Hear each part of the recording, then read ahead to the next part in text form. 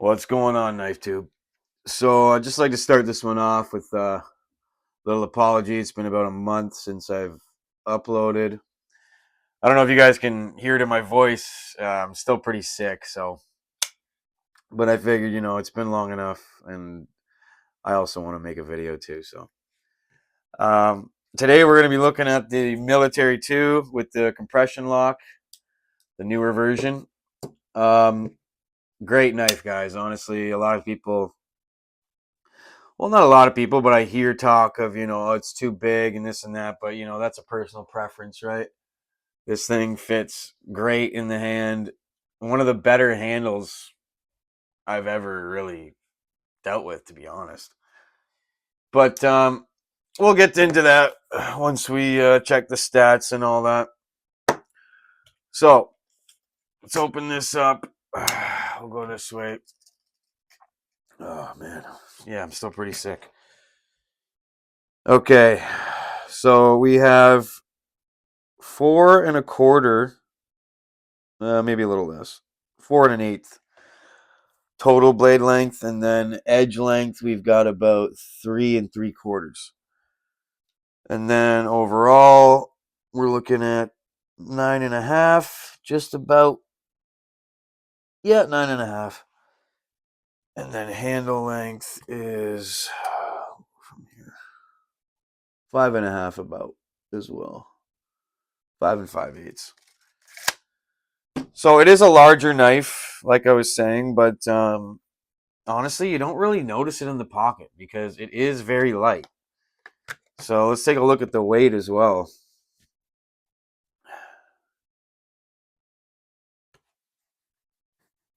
Okay.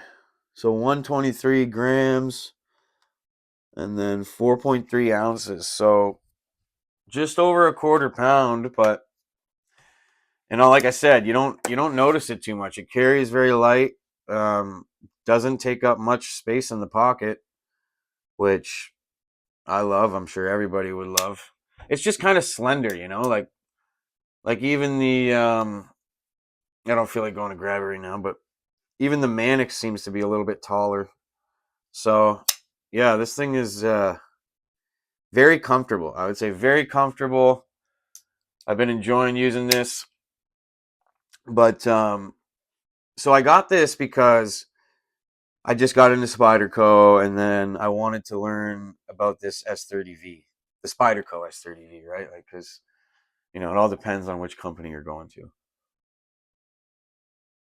So I wanted to check out this S30V because it's overpriced as hell for the most part. But anyway, I've really enjoyed it so far. It's been, like I said, over a month, and I haven't even sharpened this. Yes, I've been sick, but I've used this maybe less than I've been using knives, recently because I've been home more. But um, this edge has it's really, it's stood the test of time, honestly, because I haven't even stropped it.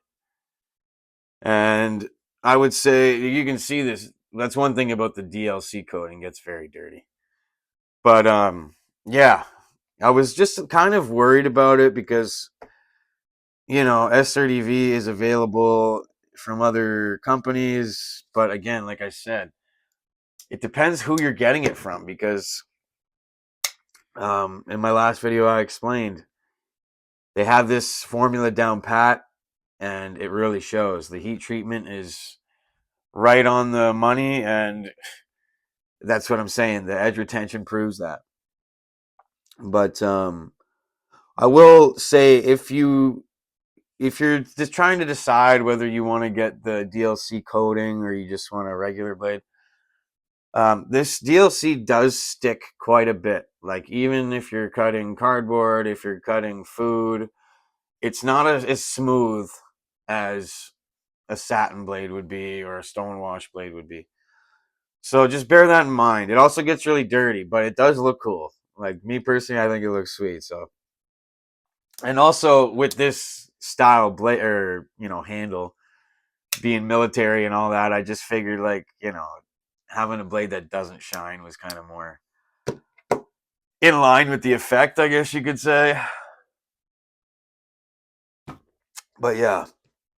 So moving on to this handle, how I was saying this knife is very light. Well, it feels very light, carries very light. You got this inlaid, the G10, the liners are inlaid into them, so, and then they got some cuts in there. I don't know if I'll be able to show you guys that.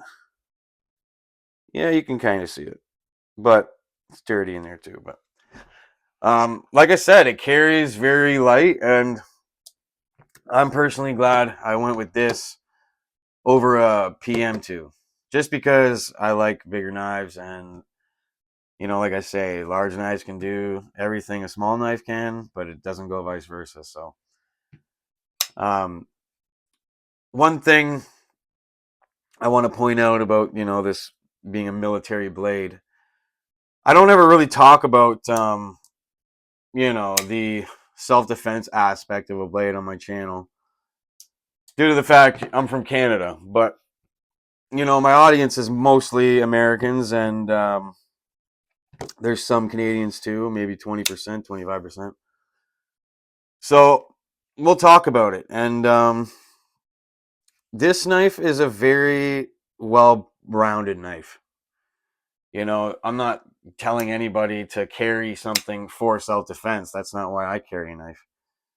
But it's undoubtedly, it's very evident that this knife was made to do a variety of tasks. Like, I've talked about this tip being so fine, and I said that I didn't really want to use it too much. I was nervous to.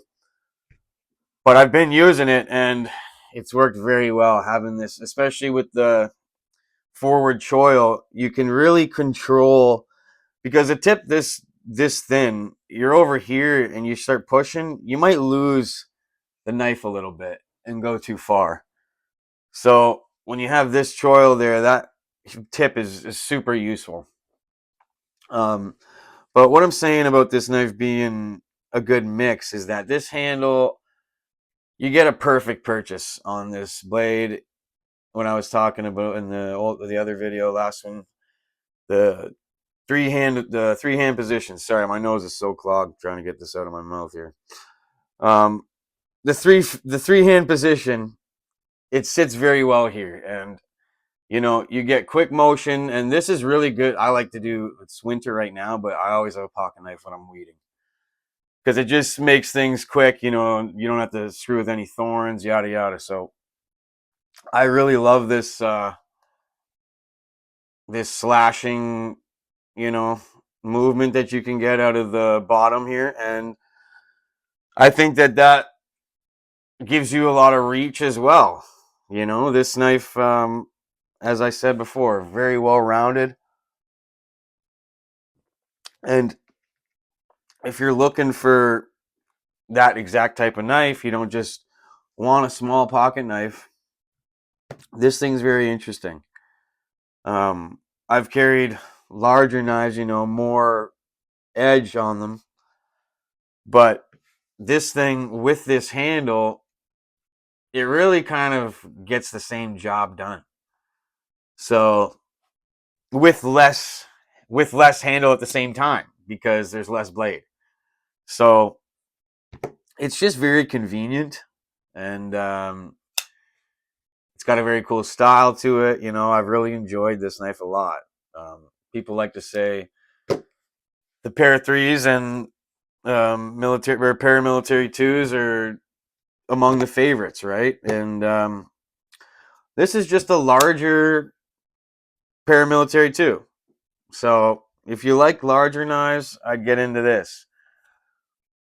But when I'm talking about the self-defense aspect of this knife, let's just make it very clear that a pocket knife is not the best thing to pull out if you're in a bad situation. If you're in a bad situation, just get out of there. That is my advice to you.